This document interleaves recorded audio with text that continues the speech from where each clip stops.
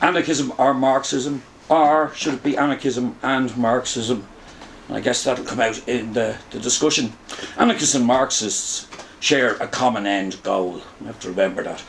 Both of us at the end of the day are looking for a stateless, moneyless, classless society where the sole purpose of production is to satisfy human needs and desires. Or as you used to say, from each according to ability to each according to need.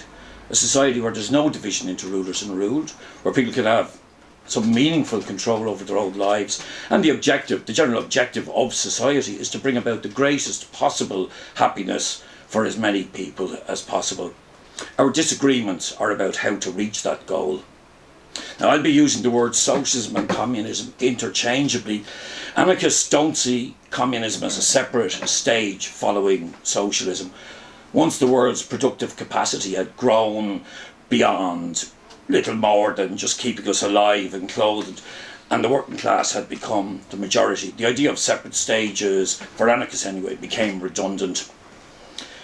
Anarchists have, I hope, a mature conception of freedom. It's not merely the absence of tyranny, but also the opportunity to determine your own future. As well as being free from poverty and free from the fear of poverty, we also want to be free to develop and improve all aspects of our lives. And you won't be free to do much if you're constantly weighed down by the threat of poverty, mortgage, debt, unemployment and so on. But what environment facilitates the blossoming of freedom? Anarchists have consistently maintained for over a century that a communist society is both possible and desirable. A communist society would be where the means of producing goods and services would be held in common by all of society. If there's a scarcity of goods, then they can be rationed in a fair way. Because you have to remember, we already have rationing. It's in the form of money. If you have lots of it, you can get whatever you want. And if you don't have it, well, hard luck. In addition to being easy to administer, communism is entirely fair, as everything produced in a modern society is produced in common. For instance, the cleverest surgeon depends on lots of other workers: nurses, radiographers, clinical technicians, cleaners, factory workers who make the medicines and the medical tools. There's no way of accurately calculating any particular worker's true value to society. The common source of both anarchism and Marxism lies in rationalism and the republicanism of people like Tom Paine, the American rebels of 1776, and most importantly the French Revolution. In that sense, we can both lay claim to being the logical successors of people like Wolfe Tone, Henry Joy McCracken and Jemmy Hope. Prior to the formation of the first international, the International Working Men's Association in 1864, we saw small groups of idealists, proto-socialists, proto-anarchists, represented by people like the Communist League in Germany, the followers of Robert Owen in England, and of course Cork's own William Thompson from Rosscarbery. As industry developed and productivity increased, society moved from the possibility of a fairer distribution of poverty to a more equal distribution of a surplus beyond what was necessary to just live a fairly frugal life. It was in these conditions that the First International emerged, and the ideas of theorists like Marx, Engels, Bakunin and James Greyhound connected with working people's lived experiences. No longer was socialism a utopian dream. The material conditions for making it a reality were coming into being. The most radical political and trade union activists moved from a left republicanism, which was concerned with ending the power of the aristocracy, the bishops, and winning equal basic legal rights for all. Moved on to take up a new additional objective, the ending of class society and the achievement of economic equality through transferring ownership at the means of creating wealth from the few to the whole of society, or in a word, socialism. Both anarchists and Marxists have a number of tools that they use in common, and also have a number of common insights. We both accept that there is an irreconcilable conflict of interest between capitalists and workers, a conflict that can only be resolved by the overthrow of capitalism itself and the abolition of classes. Surplus value, the difference between the value produced and the value received by the worker doing the producing, more usually called profit, is then, in both their eyes, I think, it comes down to capitalist exploitation is simply theft from working people. We both, I think, accept the labour theory of value, which explains that human work, both physical and mental, is the source of all value, and therefore all wealth belongs to the working class in common. This, of course, when we talk about the working class, we're not just talking of people who are in a 9-to-5 job, we're talking about all their dependents, the retired, the unemployed, and so on. We both use a method of historical materialism, which gives us an understanding of how and why change happens, and allows us to discard irrational ideas about the form of society we live in being determined by gods or great men or wishful thinking or some abstract human nature. Historical materialism teaches us that the class struggle is the motor for historical change. Just as the struggles of the growing urban merchant class led to the end of feudalism, so the struggles of the working class can lead to the overthrow of capitalism. And I think we both recognise the form of economic organisation, what's usually called the mode of production, gives rise to, or at least very directly influences, most other social phenomena. Here we're talking about things like social relations, political and legal systems, ideas of morality and ideologies. So, what about our differences? Well, the anarchist insistence on maximum freedom is most often seen in our opposition to both capitalist representative democracy and to the state. Although anarchists and Marxists share that ultimate goal of a stateless society, anarchists would certainly disagree with those who advocate a transitional period under which it's claimed that the state can be used to achieve socialism. This debate can be traced right back to the First International, where I suppose Bakunin was fairly representative of the anarchist viewpoint and Marx was fairly representative of the opposing viewpoint in terms of the use of the state. As anarchists want to end the division of people into rulers and ruled, we have very little interest in electing different rulers. You may as well ask a teetotaler if they prefer a whiskey or a vodka.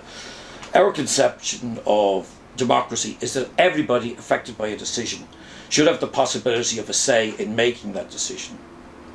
Now, going right back 150 years ago, Bakunin was all in favour of elections, but also of imperative mandates, i.e. that for particular things you might elect a delegate, but you say, but you're carrying this particular view from us. You can listen to the arguments and say about the fine-tuning. Let's say, for instance, if it was something like water, we're sending you as a delegate to carry a position of non-payment.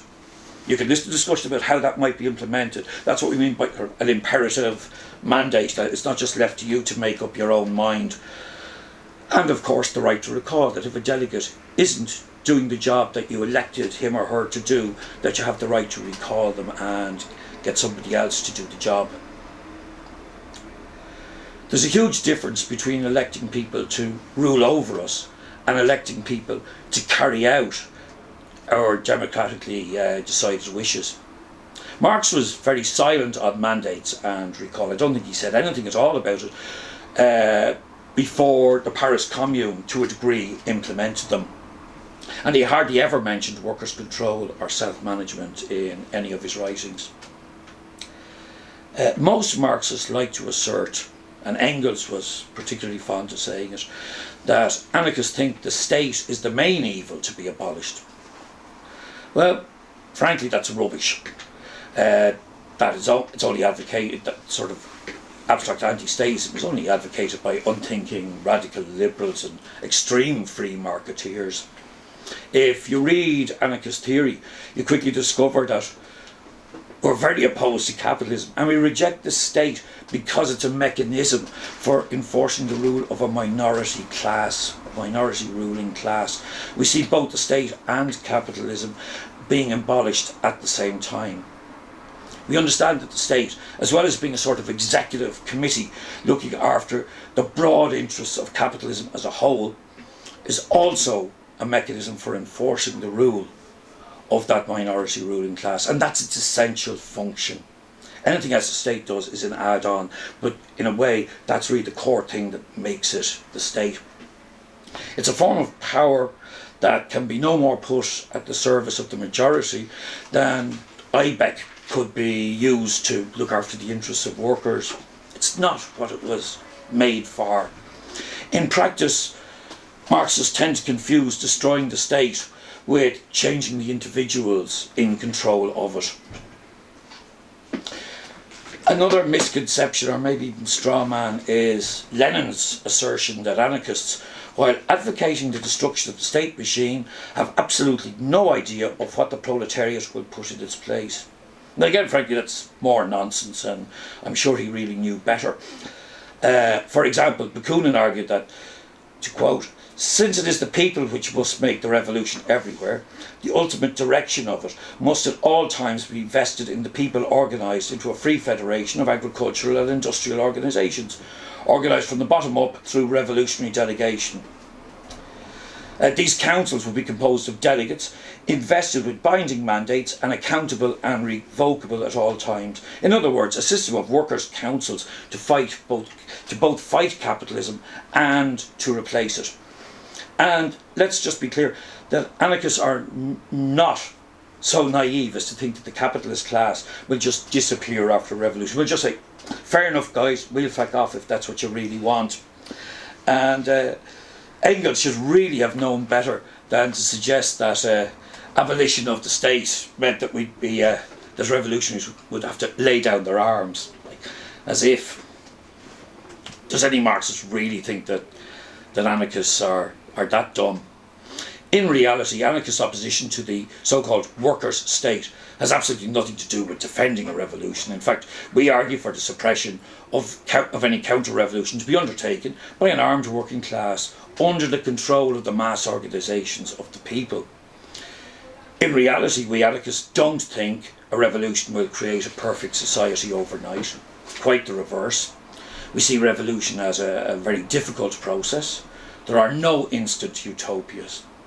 As Kropotkin, for example, argued, a social revolution would shake the foundations of industry and inevitably paralyse exchange and production. And every revolution we've seen before and since has confirmed the correctness of this position. Then there's the anarchism is anti-democratic argument, an argument most associated with Hal Draper, a former follower of the American ex-Trotskyist Max Shachtman, who went on to be, and Draper went on to be a big influence on the international grouping around the Irish and British Socialist Workers' Parties. He argued, quote, "Of all ideologies, anarchism is the most fundamentally anti-democratic in principle, since it is not only unalterably hostile to democracy in general, but particularly to any socialist democracy of the most ideal kind that could be imagined." Now, such an argument is, I don't think we really have to say, ridiculous. Are we really supposed to believe that anarchism is less democratic than fascism, than monarchism, than Stalinism? Of course not. Yet I certainly have quite often heard normally intelligent people repeat Draper's comment with a straight face. Of course, most of them have been in or around the SWP. Of course, anarchists like Bakunin have argued for elected, mandated and recallable delegates, and they were arguing this before the Paris Commune. But let's forget that little fact for the moment. What does Draper's scheme actually involve? Well, Marxism, or at least its Leninist variant, does not aim for direct working class power. It aims for power for the party, which we have to obey, or else the dictatorship of the proletariat becomes in fact the dictatorship over the proletariat by the party, and then of the central committee over the membership of the party, and then sometimes of the great all-knowing leader over the central committee, as in hello Mr. Stalin, hello Mr. Mao, and don't mention Kim Jong-il. And it would be churlish, I suppose, to note that once in power, Marxists themselves have habitually rejected democracy when it suited them, and justified this in ideological terms. So remember, like when Lenin or Trotsky argued for the dictatorship of the party, the elimination of soldiers and workers' committees and their replacement by appointees armed with dictatorial powers, or when the Bolsheviks gerrymandered elections to some of the Soviets and disbanded any of them that elected non-Bolshevik majorities. Despite all this, we're supposed to believe it's anarchism that is fundamentally anti-democratic. This brings us to the big question, namely, what are, from an anarchist perspective, the real differences between anarchism and Marxism? Firstly, there's the centralisation of power. Anarchists argue that this hinders the participation of the many, marginalising a lot of the population. It places power into a few hands, and at best we end up picking our masters rather than governing ourselves. It's top down and bureaucratic by its very nature, as well as being rooted in the inequality of power. Those at the top clearly have an awful lot more power than those at the bottom. And I'm stressing it, this opposition to centralism of power does not mean opposition to coordination, to planning or to efficiency. Related to this is the question of the so-called worker state. Marxists are for it, anarchists are against it. As I said, our opposition to the worker state has nothing to do with having to defend a revolution, rather it derives from anarchists and Marxists having two different understandings of the state. For the anarchist, the state is the concentration of power into a few hands. It's the enforcement of the power of a minority ruling class over the great majority. And that's what we believe the state was designed for, that's what we believe its essential function is. So our opposition to a so-called worker state is really about who has power. Is it the working class or is it the party? For Marxists, it's the latter. As Trotsky argued in 1939, 18 years after he made the exact same argument when he was in power, he said, "The very same masses are at different times inspired by different moods and objectives. It is just for this reason that a centralised organisation, the vanguard, is indispensable. Only a party, wielding the authority it has won, is capable of overcoming the vacillation of the masses themselves. If the dictatorship of the proletariat means anything at all, then it means that the vanguard of the proletariat is armed with the resources of the state in order to repel dangers, including those emanating from the backward layers of the proletariat itself." Well, in his own words, so much for workers' power. And as everyone is, by definition, backward compared to the vanguard, or often the self-appointed or self-described vanguard, we have a theoretical justification for a party dictatorship. A conclusion that Trotsky was never shy in embracing. Then there's the question of vanguardism, of the role and organisation of the Revolutionary Party. Now, anarchists don't reject the idea of revolutionaries organising themselves to influence the class struggle, nor do we refuse to see that there are, if you like, natural vanguards, that there are more advanced sections of our class as well as less advanced ones. The development of our overall class consciousness is not an even process. We do, however, reject the Leninist way of organising and trying to influence things that's implied in the term vanguardism. And here I'd be talking, like, in the context of Ireland, for instance, those of us who had been involved in the campaigns against the household tax or the property tax, the amount of manipulation, dishonesty, backroom dealing and so on that we saw from the twin towers of Trotskyism, the Socialist Workers' Party and the Socialist Party. It seems to me that the Revolutionary Party, as envisaged by Lenin, is actually organised in a capitalist manner. It's centralised, it's top-down, it's hierarchical. It recreates the very type of organisation or society it says it's against, and if given the chance, simply rebuilds the new society in its own image. It's based on the premise that most workers can only achieve a trade union consciousness, a bread and butter outlook.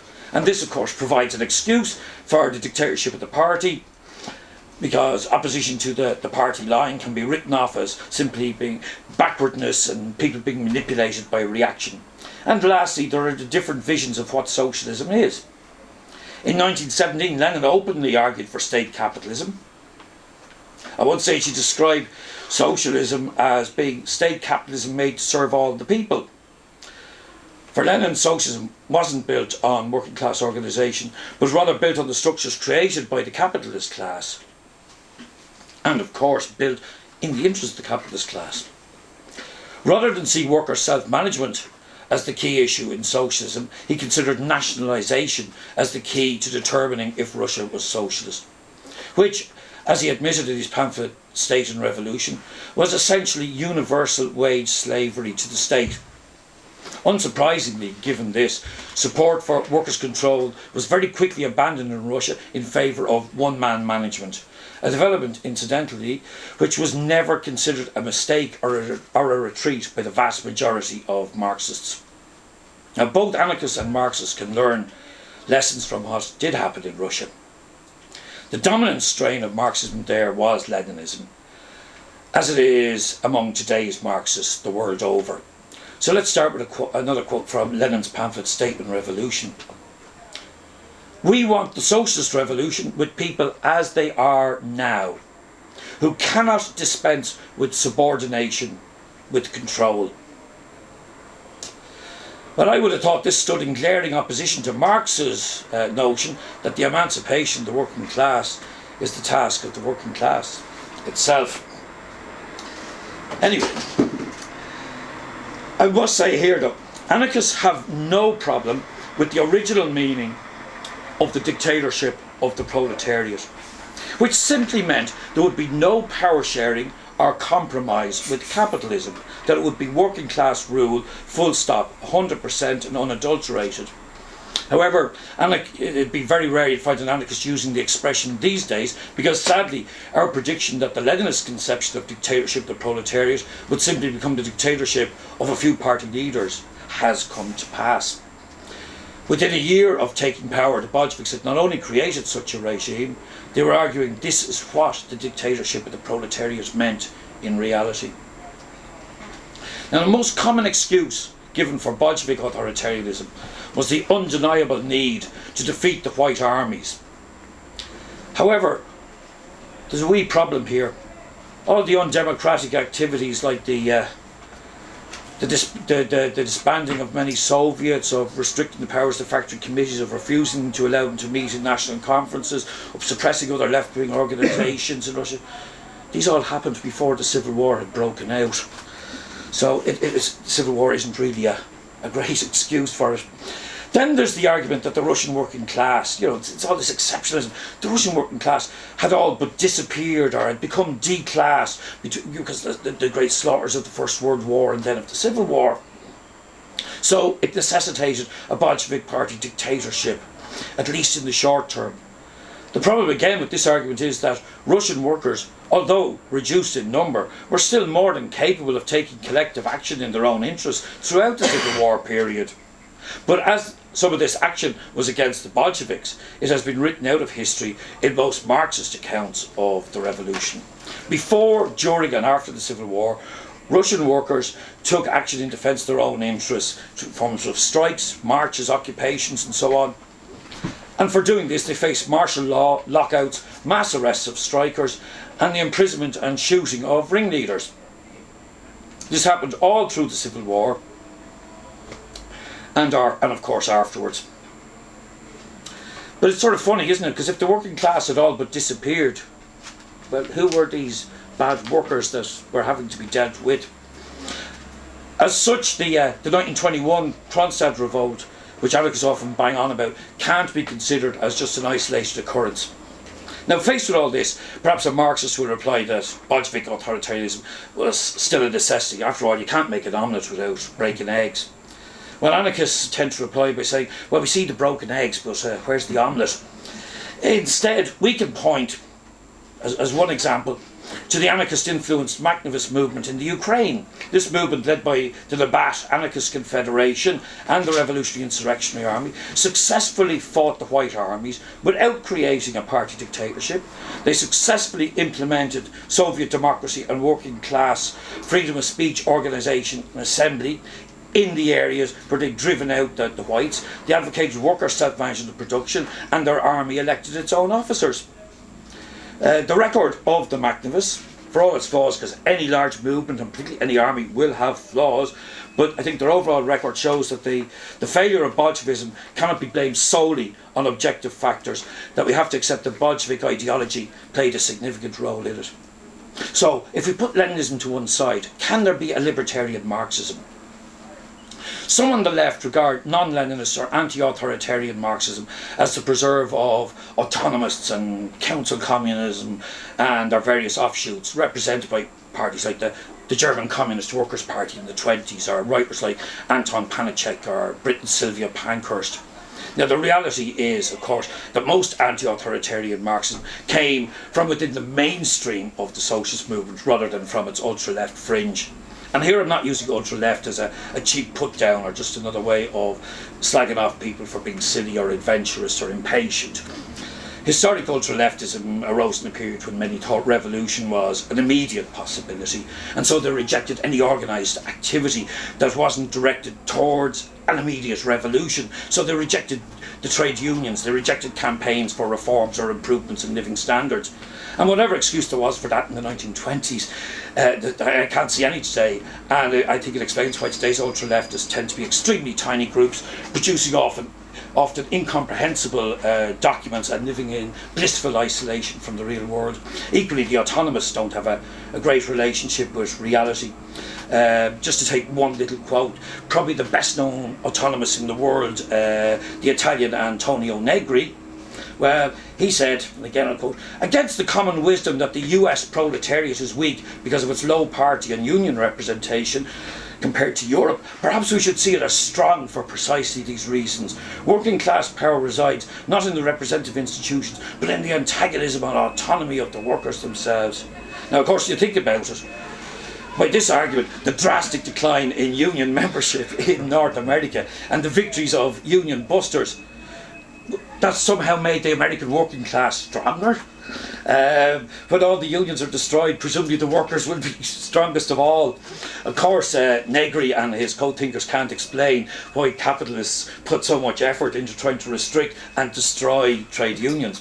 Now, moving back to the real world, in the late 1800s and the early 1900s, some Marxists were already beginning to express concern at the increasing bureaucratisation and de-radicalisation of international socialism, which became so evident when the majority of social democracy lined up with their own ruling classes in the inter-imperialist conflict that was the First World War.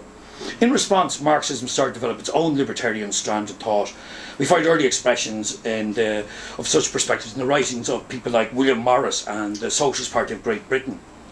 In fact, Morris, with the support and encouragement of Frederick Engels and Marx's daughter Eleanor, had established the Socialist League in 1884, and a Dublin branch of the League was very quickly set up, possibly the first openly and exclusively socialist organisation in Ireland.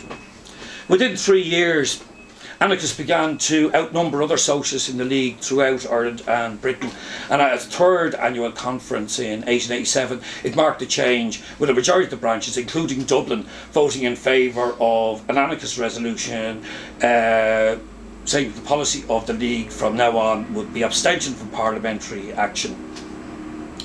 Morris tried to play peacemaker between the two sides, but he did side with the anti-parliamentarians who won control of the League, and that in turn led to Engels withdrawing his support and the departure of Eleanor Marx and Edward Aveling to form a separate Bloomsbury Socialist Society. And we see other expressions in the writings of, say, Rosa Luxemburg, who as early as 1904 rejected Leninism in her pamphlet Organisational Questions of Russian Social Democracy. Not the most exciting name for a pamphlet, which probably explains why the old British Independent Labour Party used to publish it with the title Leninism or Marxism. Just to give one quote from the pamphlet: "If the tactics of the Socialist Party are not to be the creation of a central committee, but of the whole party, or still better, of the whole labour movement, then it becomes clear that the party sections and federations need the liberty of action which alone will permit them. Lenin's concern is not so much to make the activity of the party more fruitful as to control the party, to narrow the movement rather than to develop it, to bind rather than unify it." Moving on to the 40s and 50s, you had the development of a Marxist humanist current around people like C.L.R. James, the writer and cricketer, Trotsky's former secretary Rhea Dunayevskaya, and the veteran of Red Clydeside, Harry MacSimoin. And that tendency still continues today around the international newspaper called News and Letters. In more recent times, you find attempts to create a libertarian Marxism in the writings of, say, the Frenchman Daniel Guérin, best known maybe to a lot of people for his book Fascism and Big Business, and of course Noam Chomsky. And going right back to Marx himself, I would submit that his pamphlet, The Civil War in France, which was his report on the Paris Commune, written just 2 days after it ended, I think that pamphlet can be regarded as the first example of libertarian Marxism, or at least an attempt in that direction. According to Marx, the basic principle of the Commune was that political centralisation of the state had to be replaced with the workers governing themselves. The Paris Commune did not aim at letting the state wither away, but at doing away with it immediately. The historian Arthur Leining said of the Paris Commune that it had abolished the state without affecting or implementing a single one of the conditions previously laid down by Marx as a prelude to its abolition. The defeat of the bourgeois state by the Commune was not just with the aim of installing another state in its place. Its objective was not the founding of a new state machine, but the replacement of the state by a social organisation on federalist economic basis. In Marx's pamphlet again, he said, it's not a question of a withering away, but of an immediate and total abolition of the state. So it's fair to say that Marx's writings on the Commune, anyway, can be seen as a starting point in this effort to find a synthesis between anarchism and Marxism. And probably the first demonstration that it is possible to find a fertile area where we can meet and debate. So, just to conclude, is a libertarian socialism which combines the best of the two traditions possible? For me, the importance of Marx's contributions to our understanding of capitalism, as well as the ideas of libertarian Marxists, these need to be placed against the fact that Marxism, as it is understood by most Marxists, has failed. While some cannot bring themselves to acknowledge this, hopefully others will be less ideologically narrow-minded. For while there are varieties of anarchism, there are also multiple Marxisms. A Rosa Luxemburg is different to a Vladimir Lenin, who's very different from a Sylvia Pankhurst, who is hardly a Stalin or a Mao or a Kim Jong-il. In essence, we may boil down our fundamental differences to the question of how our common socialist goal is to be achieved. Is socialism something that can be imposed on the working class, when a majority is not yet willing to at least give it a try? The Marxist-Leninist tradition says yes. Their history is one of minorities seizing power in the name of the working class, suppressing all opposition to its monopoly on power. We only have to look at Eastern Europe. We only have to look at Southeast Asia. We only have to look at China. And again, nobody really needs to look at North Korea. It's blatantly obvious. The end result has always and inevitably been the continuation of the division of people into rulers and ruled. And unsurprisingly, rulers develop their own specific interests and seek to consolidate their power. And that's exactly what we saw in Russia, China, Cuba, Vietnam, North Korea, so on. Another form of capitalism, state capitalism, with the added bonus usually of a dictatorial police state type of control. This is not to deny that many of these states did provide very concrete and very real improvements in the living conditions of people. But what they did was only a very small measure compared to what could have been possible. And of course, it was fundamentally anti-democratic, their method of rule based on a distrust of the people. The less influential non-Leninist Marxism, I believe, has a fair bit to offer us.